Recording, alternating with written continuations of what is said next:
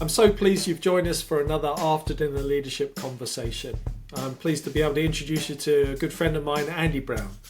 And one of the questions I'd like to pose to you in preparation to listen to this episode is for you to consider: have you ever been in a situation where you were being asked to do something that didn't fit well with your values, that didn't align with the things that are most important to you? Perhaps it even challenged your moral compass. I think it's quite likely that in your career that you've been asked to be in those situations. And what did you do? How did you act? What was the consequence? What were you driven to do as a consequence of that situation? Perhaps you felt trapped. Perhaps you weren't sure how to take that forward. Perhaps you're even in that moment now where you're not entirely sure how best to act. Someone more senior in the organisation is asking you to do stuff that doesn't quite feel right. Well, it's interesting. As part of the conversation we have today, we go there. We talk about the importance of values and aligning ourselves to our personal values as well, and explore other things and other topics as well. I trust you enjoy the conversation. Hope you get a lot out of it that will be beneficial to you. And the good news is we've got plenty of room around this dinner table for more people. So please pass the message on, send this on to someone else who could listen to and enjoy the conversation as well. Enjoy. Welcome, Andy, to our After Dinner Leadership podcast. It's a privilege to have you with us. Hi there. Yeah, it's good to be here. Thanks for inviting me along.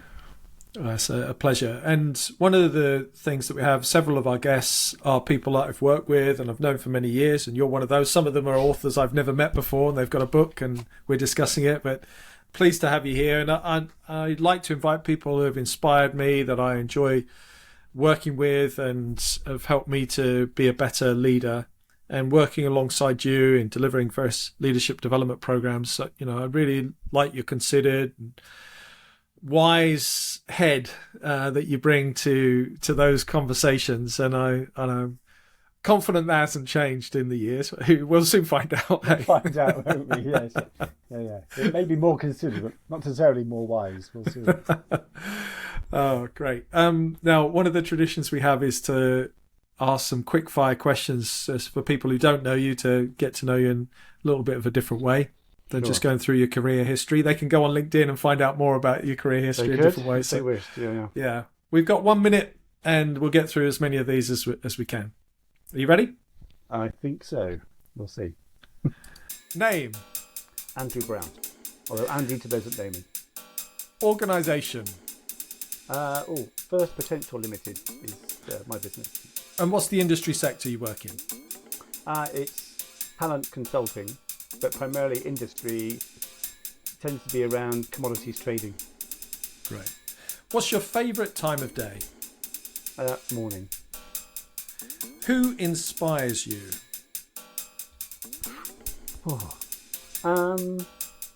Every day. Probably Simon Sinek. Yeah. Why is that? Because I like his optimistic attitude. But I also like how he is appealing to the more humanistic side of leadership. What book would you recommend, or podcast would you recommend? Yeah, so a book I've read recently I really enjoyed was a book called The Lonely Century by Norina Hertz. By who was it? Sorry? Norina Hertz, Hertz. I've not come across this one. What's the nature of it? Excellent book. So she's a researcher based in London. I think she's American or Canadian originally. Basically, she examines how technology and just political decisions have increasingly made people disconnected from each other, from society, from the world.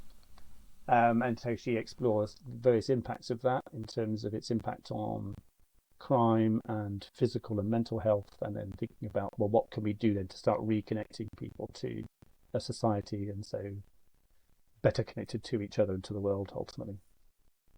Right. It's very good. It's very interesting how she explores the various impacts of political decisions and technology, and how when they're blended you end up with this increasingly kind of withdrawn population who don't really know their neighbour, who don't really support those around them, and aren't really invested in their local community. And so then that almost becomes a vicious spiral, of course, because then the community feels less friendly, and so they withdraw further. And so you get this kind of increasingly disconnected, fragmented landscape world, I suppose. And what's the remedy to that?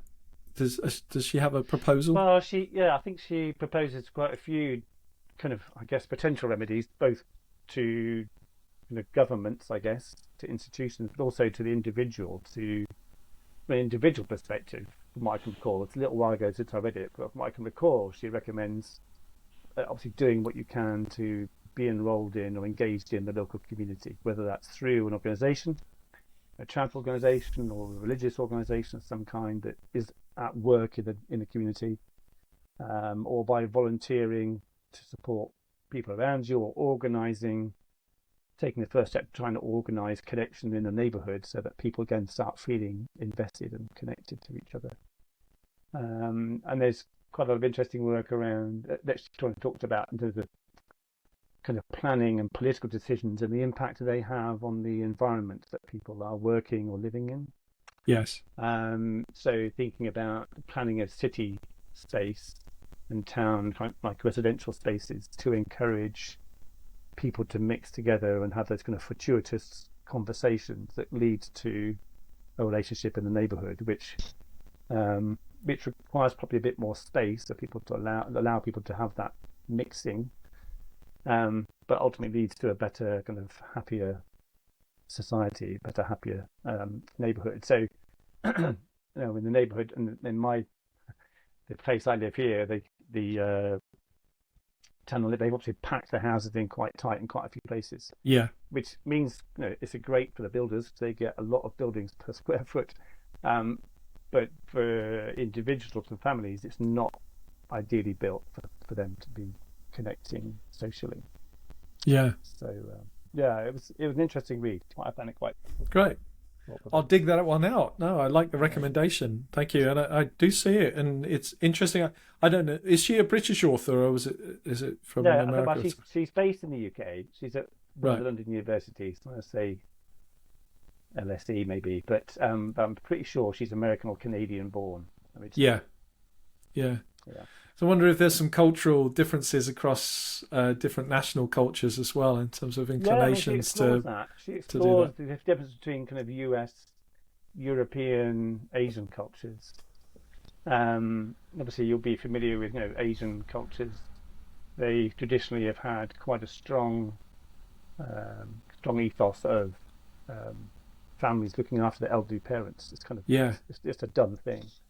And I remember one of the things that really struck me was that in a book, the research suggests that in Japan there was an significant increase in the number of single retired women committing crimes, just petty crimes, so they can go to prison where they are looked after and they have company. Because when they're not there, they're out and they're on their own with no one really to look after them and feeling very vulnerable. So they're committing petty crimes, so they're put in a place where they're safe and they have connection, which is just, oh my goodness, yeah. I mean, just a real indication that something is not as it should be. Get your head around that one. Yeah, exactly. Wow. Okay, well, I definitely will pick that out. And you mentioned morning being your favourite time of day. I know several people have signed up to like this 5 a.m. club type thing. Is it that early in the morning? That's a tad early. Okay.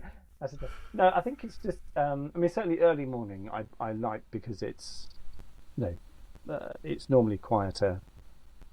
We have a dog. We had a dog for a year and a half or so. So she needs a walk in the morning, right? So it's a good opportunity for me to get up, get out, enjoy that kind of clean, fresh air at the start of the day. And I find too that that kind of environment for me kind of promotes a kind of a still mind to be thinking about what's coming up in the day. And it kind of allows me to kind of play that through a bit and settle myself ready for what's going to come and what I can do to make the day as effective as possible. I personally, I know as well that I'm most kind of productive in terms of new thinking or problem solving in the morning. By the afternoon, Yeah. I'm pretty good for repetitive stuff, but if you want a real breakthrough, it's a bit off waiting to the following day. That's not well. We're recording this in the afternoon, Andy. That's the, Yeah. I'm it's hoping like it'll be come all on. right. I'm gonna come on. Let's get that morning spirit into the conversation. Great. Now, you spend and have spent, the best part of the last 30 years helping leaders to lead their teams more effectively and to grow as leaders themselves. And how did you find preparing for this conversation where you're thinking a little about your own leadership journey? Yeah, it's interesting because I don't know. I mean, it's kind of interesting because it's a great question. Because I wouldn't automatically think of myself, I suppose, as a leader in a kind of traditional sense, in that I operate by myself. I've not really got a group that I lead professionally. I have had groups that I've led professionally, but for the last number of years, I've been operating as a consultant. I've not had that on an ongoing basis. And so to think about, so what's my leadership journey been and what's my approach to leadership was an interesting proposition, interesting thought. Yeah. I guess. Yeah. Great. Well, let's push into that now. What 3 leadership lessons do you wish you'd learned earlier? It's hard to think of just 3. That was it was like only 3 is a toughie.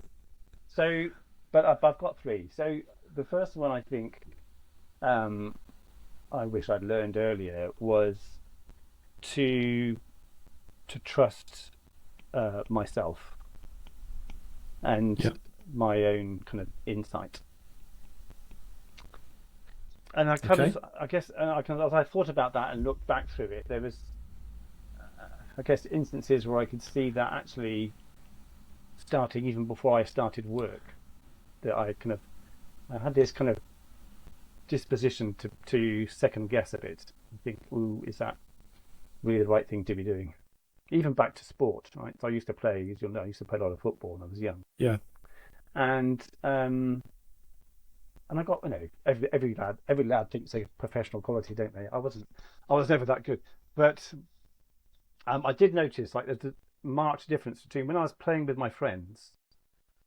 My level of play was at one level. When I was playing competitively into school competition, it dropped. Right. And it took me probably until about 15 or 16 to work out what was going on. I was just too much in my head. I was second guessing everything I was doing. Yeah. And so my head wasn't really in the game. It was thinking about how do I protect myself in this situation. Yeah. Yeah. Whereas when I'm playing with my mates, there was no worry about that. So I could just play as I wanted to and enjoyed what I was doing.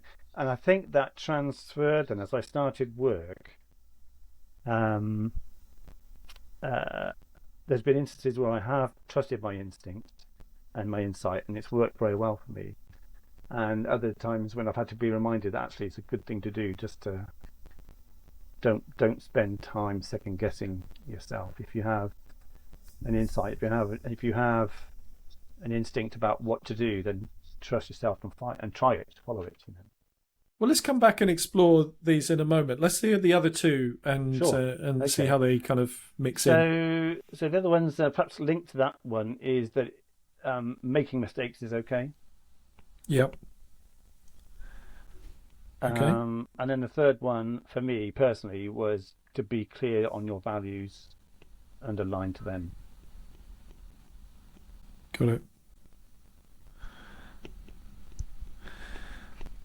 Nice. All right. Okay. So you've given us a little bit on the trusting myself and insight. Making mistakes is okay is your second, and then be clear on your values and align to them, which is good. All topics that are dear to my heart as well. Let's talk a little bit more about the mistakes piece. There's lots of conversation around failing fast and being able to make mistakes and actually we need more mistakes, these kind of things. And then people say, no, that's the wrong kind of thinking. What's your take on this school of thought? Well, I think there's there's always a tension, isn't it, organizationally, between we want to innovate, um, and yet, perhaps particularly the larger the organization, you almost build in this risk aversion, caution about managing risk, and worry that if we do something wrong, it's going to break something, or it's going to break our business model, or whatever. And so there's always going to be an element of tension, and perhaps some of that's linked to where people are in the organization, and what they see. Um, I think so. I'm doing some work at the moment with an organization. They are a very large, a multinational energy company. So they are, a lot of the people who are in the higher parts of that business, been there a long time, come up through the organization. They're engineers by profession, and clearly, when you're managing multi-million-dollar projects, getting oil or gas or whatever solar renewables things going, you need good risk management. You need steady and robust project management principles in Yeah. place. So you need that cautionary, kind of cautious view of the world. I think what we don't do very well sometimes is understand that there's a context that needs to operate within. So, within that multi-million-dollar, solar project that you're pursuing, certainly you need that level of caution and understanding to make sure that it's all working, that it doesn't break, there's no harm, etc. And yet there are other parts of the organisation where it's not a life or death situation. So actually there's probably more scope to give freedom. And I don't know that organisations always understand or make that understanding that the context actually can have a bearing on, well, how much scope can we give people here? And so they often talk about, yes, we want innovation. And then they kind of stifle it with a whole bunch of requirements in place that you need to meet before you can move on. And I think innovation, from my perspective, innovation anyway is one of those things that you can't force someone to do. It's kind of, I guess there's more than one version of innovation, Yeah. isn't there? So, but normally for me it's around creating the right environment, and then allowing things to happen and chasing those things that look like they hold promise. Well, I guess you've got things like crisis can bring about innovative working practices. I think COVID's a really good example of that. People were forced into a situation where we had to make things work, which we wouldn't have done otherwise, and actually new ways of working. It's like, oh, we can operate and it can change things quite nicely. And so that can be a good stimuli. I know a lot of breakthrough thinking in terms of surgery is often found in the battlefield, because it's like, right, these are the resources we've got. Yeah, just do it. So there's some innovation there. But I don't know it's not necessarily the optimum way to always be operating like that, is it? Because there's a level of stress and fear, I think, that can easily come into those places. There is. That's the way. Yeah, I think as I think about this from a career perspective, I suppose, which is where I was looking at this initially from. Yeah. I guess the lesson I've taken for myself out of this is that I didn't start off in this work when I entered the workplace back in 1983, right? So I've made probably a couple of three interesting career choices in that process as we've come between then and now. Yeah. And at the time they felt pretty scary, and they didn't always work out, but actually it's kind of worked out in the end, if that makes sense. So, I'm certain I've made some mistakes about where I went or what roles I did or took on. And I learned, in retrospect, from the experiences that I had. In the moment, as I said, it felt quite scary, but in the longer term, actually, it was okay. It worked out okay. Yeah. And I think sometimes there's a lot of pressure that either we put on ourselves, or that sometimes people try to put on to particularly younger people in their careers, that they need to get it all right from the start. And actually my experience is you don't. You can change and adapt and learn from the mistakes you make and carry on going, and it's okay. Yeah, I'm having quite a few dialogues, different projects that I'm working on at the moment with managers who are taking more of that leader role. Sometimes the discussion when they get together can be quite they're going to be quite critical of, say, a younger generation. They don't work as hard, making lots of mistakes, that kind of thing. And whilst I do see there's some generational differences, of course, I don't know that's much different from any other generation that you would have asked about the previous generation, And sometimes I think it's very easy for us to forget what we were like when we were 22, 25, and a little bit fresh and eager, but still probably focusing on some things that weren't as helpful as they could have been.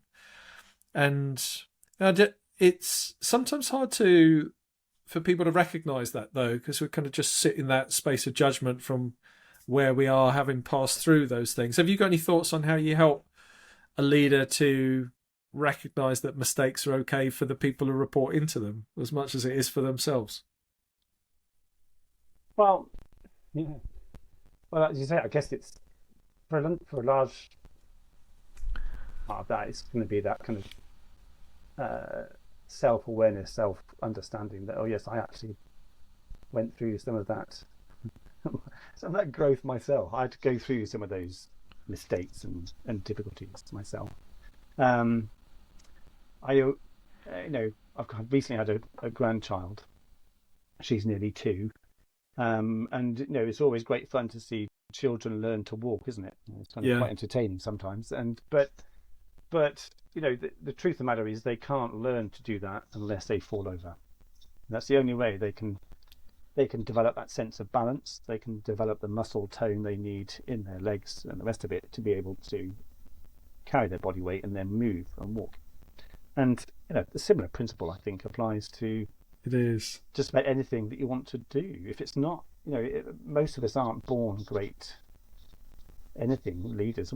It's not like an innate thing you're born with and just comes out. You have to have chance to try it and make mistakes and learn from the things you do well, but make mistakes. I think the key really is this element of self-awareness or self-reflection. Am I just going through making mistakes and not learning from them? Or do I instill something that allows me to take stock of where I am kind of week to week, month to month, year to year, so I can reflect on the errors, make adjustments and grow from the experiences? And if I'm doing that, then I will grow. I will develop. As a child learns to grow, I will instinctively do it. And so perhaps coming back to the question about what leaders can do for young ones, I think for me, from my experience, the single biggest difference that helps with leadership development is instilling this discipline for an individual to not just go on autopilot, but to reflect and think about, what am I trying to do? How is it going for me at the moment? What could I do better next week or next month? And just trying, piece by piece, bit by bit, to improve as I go. And they'll make some mistakes, but if you help them learn from them, they won't make them a second or third time. Yeah. Great. I love that. I'd like to move to your third point, Andy, actually, around the values piece. And again, the question is, what leadership lessons do you wish you'd learned earlier? So I'm intrigued to know at what point this became a lesson, that actually be clear on your values. Yeah, sure. So, I kind of got into training or learning and development, instead, I think, around 1994, I think, something like that. Having wanted to get in for a while, but I started learning and development with a financial services company, and they supported me to do some studies, etc. So I got into that, and that all went very well. I kind of set myself this objective, that kind of career goal, that I wanted to be a kind of global head of L&D somewhere, organisation, a global role. I thought travelling would be fun. What little did I know? But travelling would be fun, etc. So so I kind of set myself this objective and worked very hard, and got to, so I think it must have been, 2000, pretty much actually in the year 2000, no, 2002, I got that global job. So with, again, large multinational energy company, global head of L&D for one of their divisions, big job, big projects. And what I kind of found, so I was doing this job, and at first it felt really good because I was doing this, I'd reached the target. Yeah. And then I just started feeling uneasy, just uncomfortable. And the only way, I guess, the best way I've come across to describe it, it's a bit like having, your right foot in a left shoe. It just didn't quite feel, it could still work, but it didn't feel right, And I was looking around to understand what it was that that made me feel uneasy, and it was in a moment of kind of reflection, contemplation, that I realised that that in the drive for that role, drive to succeed in that role, I was increasingly being called on to work on the weekends, including Sundays. And for my own kind of personal religious conviction, I didn't really feel that was the right thing to be doing, particularly on the Sunday, the Sabbath day. And as soon as is the way, as soon as I had that insight, I knew that was what was wrong. That was where the foot was in the wrong shoe. That in the pursuit of that career objective, I managed to lose sight of a value that was very important to me, probably more important than the career objective. Yeah. And so again, perhaps it links back to this kind of this purposeful, self-aware, kind of in control type reflection, which I think is valuable. That moment, then as soon as I realised that, okay, I need to change that then, and it took a while to work out what the next step was. But for me, it was self-employment. It was stepping out and doing my own thing, where I've got more control about what I do and when I do it. But for me, that it kind of really crystallized this notion of, look, now then that you need to understand what is most important for you. What is it? The values we hold internally they drive a large part of who we are, and actually what we can bring to the world. And clearly, as we go through our lives, sometimes they become very clear for us very easily. Sometimes, we have this sense that something's not right, and it takes us a while to understand what it is. Yeah. But understanding where they are and then trying to align your life to it, for me, is just, it's just been a great lesson to live by, and helps to make things much more enjoyable. And I think it releases more energy too, because you're not conflicted. Yeah, there's a lot of conversation about being authentic, for example. Again, I think that can be a bit confused at times, but I think it's in line with what you've just described. As how can I behave aligned to the values that are important to me, and as a consequence, not be double guessing, not be kind of like in the foot in the wrong shoe type of. A lot of the energy is being wasted that you could be putting more effectively in the same job, but more effectively elsewhere. I remember I'm in a similar point with regards to the kind of the working on Sundays thing. But years ago, this is about 20 years ago, I was involved in a really interesting project at one of the major automotive manufacturers. They were doing this big sales development program, and there was like a lead trainer type role, and then there was a support trainer coach type thing, and the fee differential between them was fairly significant, about 50%. So, and that person, you'd run from day 1 to day 5, and the support would only get 2 days, in the middle type thing, doing role plays. Great project. And I was invited to do the lead trainer thing, and it kicked off on a Sunday night, and thought, well, I'll give it a go. I'm just going to turn up and that. But just that first time I did it, was just like, this isn't right. I'm kind of working on a Sunday evening, and it just didn't feel right. And so I went to the project manager.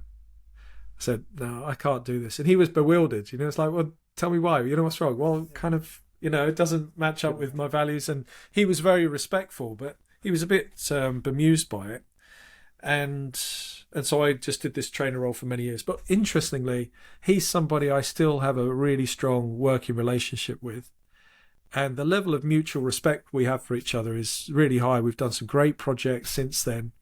But I'm confident part of that is built off me deciding to be true to what was right for me, rather than just go with where the money was taking that project. And it's a really interesting reflection. I hadn't really thought about that until you kind of triggered the idea there as well. Yeah, I mean, it's interesting. You mentioned a situation a few years ago now, actually, that I do some, as you know, kind of in our world, we do kind of associate work from time to time with other people. Yeah. And I had an associate contact, and they asked me to meet with a potential client because they thought I might be able to help them with a particular project, a particular piece of work.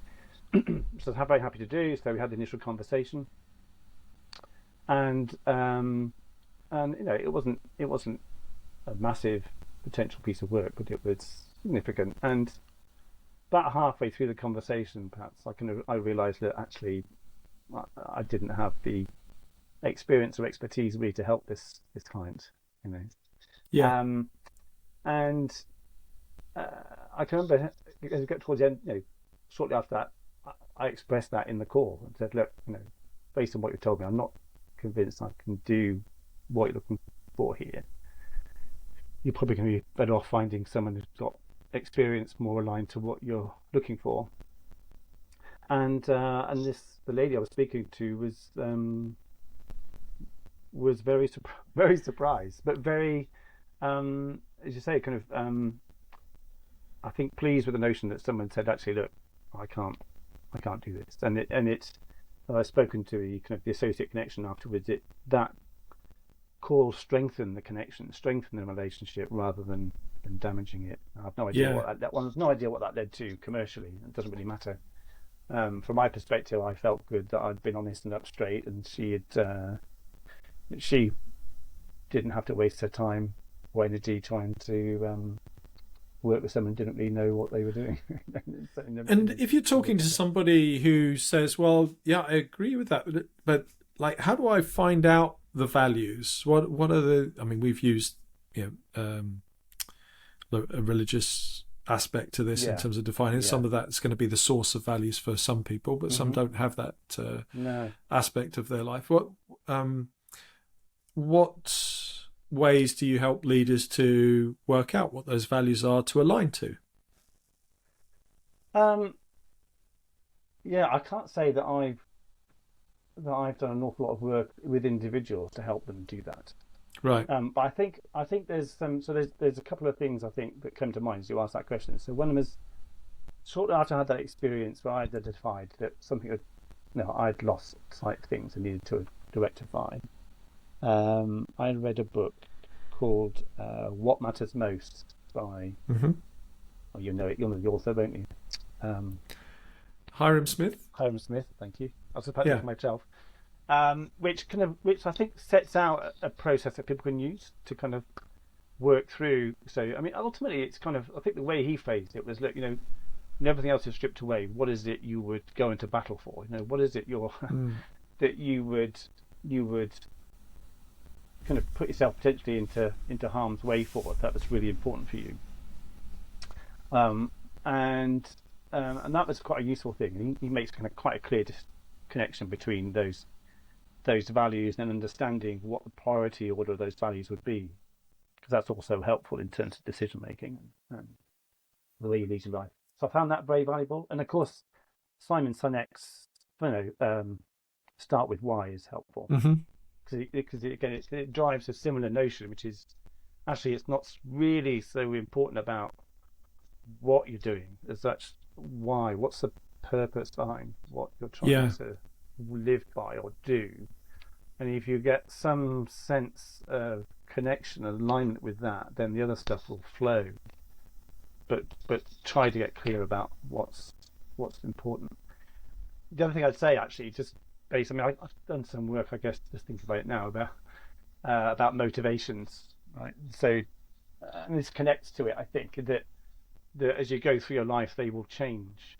When you're a single person, perhaps, what is important to you and what motivates you will be different from when you're married with a young family.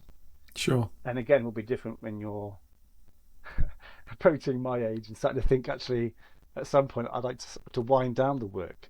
So, Yeah. so then again, that will have an influence on, well, what's important to me now. Then it's probably different from what it was when I was 35. Thank you. It's interesting. You mentioned what matters most, and it's immediately triggered a memory for me again. You're taking me down memory lane here today, Andy. And it's quite a profound memory, actually, because for today. So we're recording this on September the 11th. And obviously Tragedy, yeah. tragic anniversary. And it's interesting, the example that Hiram Smith used. I was running a workshop during those 2 days. The Twin Towers, doesn't he? He talks about the gantry between the Twin Towers, doesn't he? Absolutely. So we're talking about managing pressure, and one of the modules that we were looking at there was around understanding values and kind of around that. So I'd use this same analogy of the two towers in New York and the Twin Towers and this I-beam, as he called it. So what would you cross the I-beam for? And very emotional way of doing that, where he kind of says, "Oh, I've got your young child here, and if you don't come across, I'm going to drop them off the edge." This kind of emotive piece. But I've been doing that exercise in the afternoon. I come out of the training center and call home on my big car phone of the day, see how thing. And then Leah's in this state of shock. I hadn't heard anything. We hadn't heard anything at all, and it was this terrible kind of irony of me talking about those towers at the very moment they're kind of being destroyed. And we had a second day. Everyone came back obviously in shock the second day, but it was a very profound experience for us all, really, because the very point we were making was like, life's short, you don't know and what's important to you, are you working towards that, all those kind of things were being brought into very sharp contrast in that moment. And I think they do, don't they? When those kind of either individual crises in life, a loved one passing, or I mean, not necessarily crises, but kind of key moments, a new child being born, those, or a health diagnosis which isn't great, they really crystallize what's most important. And so they can be challenging, or they're all challenging, I guess, but they can be disasters, or they can be beautiful moments. And yet the opportunity is there for us to get really clear about, so what's really important here. And the noise that we live with every day, working, living, paying the mortgage, all that actually can get stripped away very quickly down to what's really important here. Yeah, that's true. Somehow this feels like it comes back full circle to your first point. Trusting yourself and your own insights in some way feels connected to understanding my values and aligning to them. Is that true for you? Yeah, I hadn't thought about a direct connection, but I think they are. I mean, much of the stuff with leadership, I guess, is connected, isn't it, ultimately? But I think the clearer we can be about who we are and the values we hold,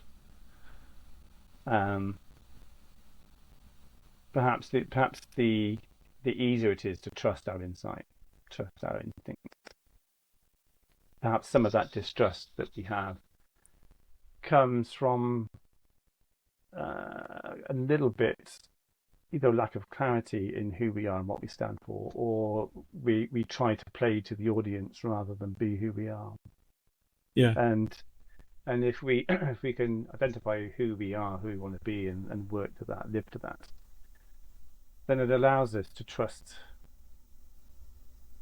our instincts, to follow those values. So one of the ways I was thinking about this a few years ago was, and I've never had the opportunity to test it out scientifically, but kind of the notion I've got, kind of the notion in my head, and I'll try to explain this as best I can, is, we've all got a finite amount of energy.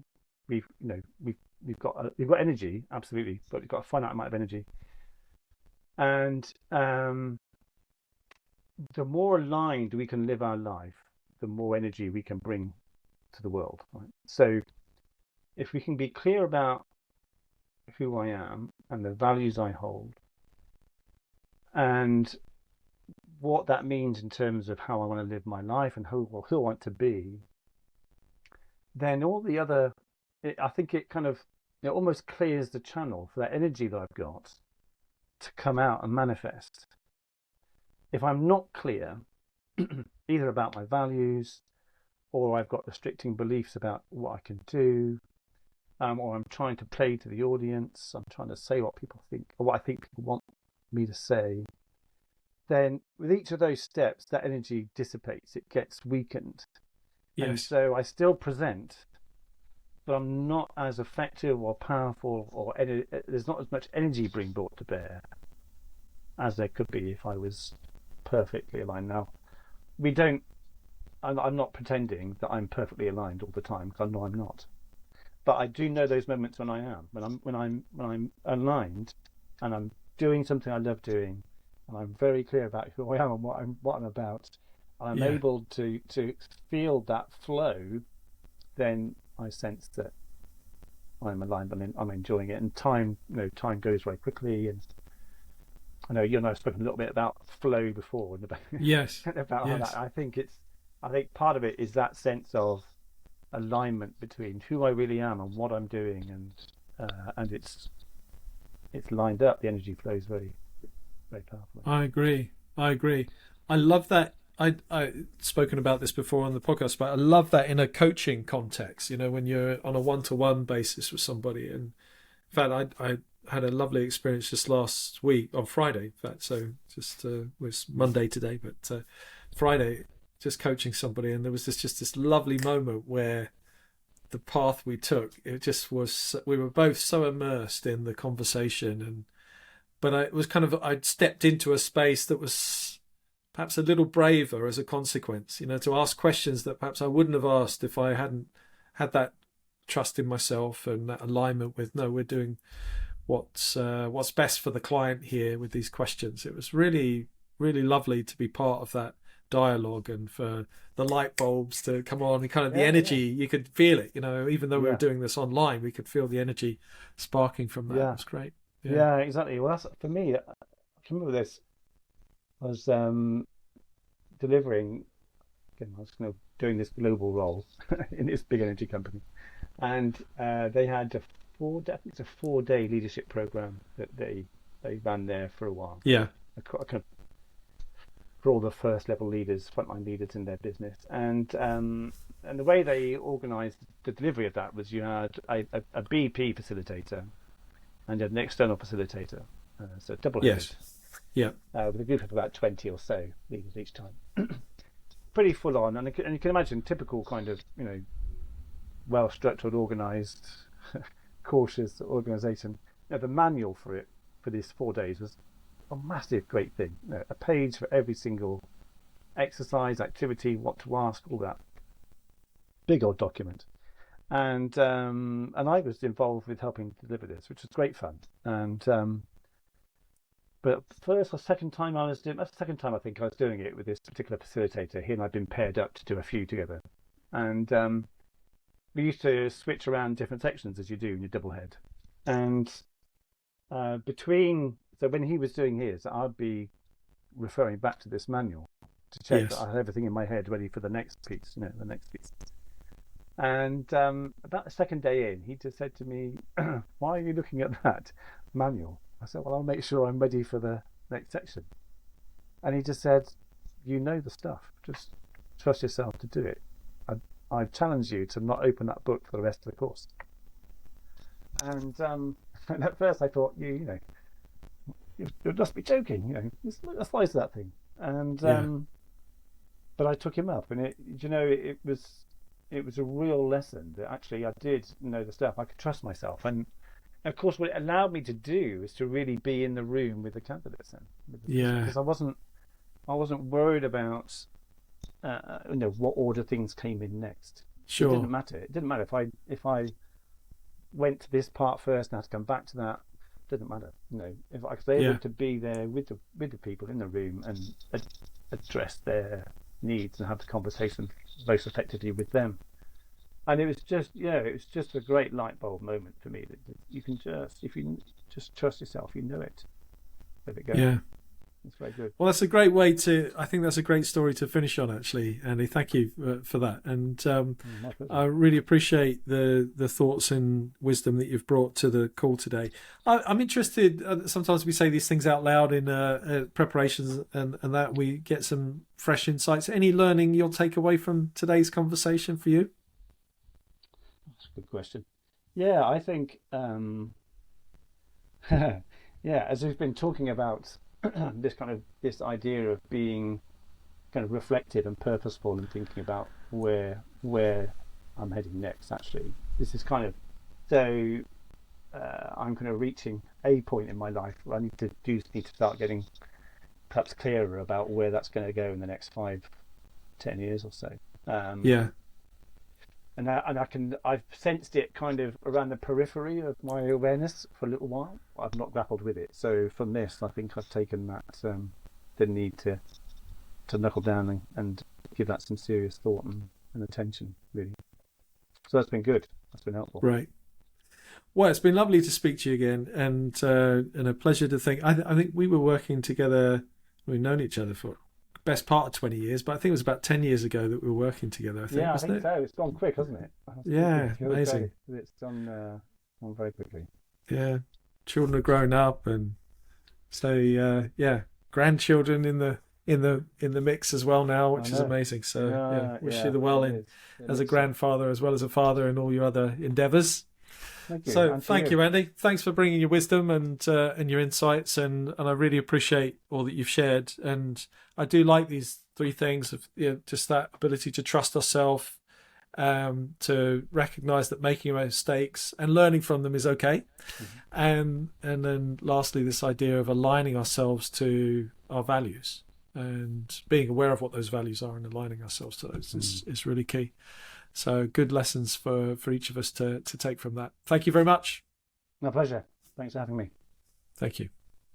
Our after dinner leadership conversation is finished. Our guest has left, and you're still here. Now, of course, you're very welcome. I'm glad that you found the conversation to be engaging. There's a few things that I'd like to ask you to do before you do leave. The first one of those is if you can stop and think about somebody who you think would enjoy this conversation, a friend, a colleague, perhaps an aspiring leader. The second thing is to stop and hit subscribe or follow. And then the third thing is to start doing something. Perhaps there's a little idea or a concept that we've been discussing today that you think you could apply even a little bit tomorrow, tonight, and to put it into action. I encourage you to use this as a catalyst to do something different, do something more interesting, do something more exciting. And thank you so much for joining us. And please tune in again for another after dinner leadership conversation. You can leave now. I need to go and do the dishes.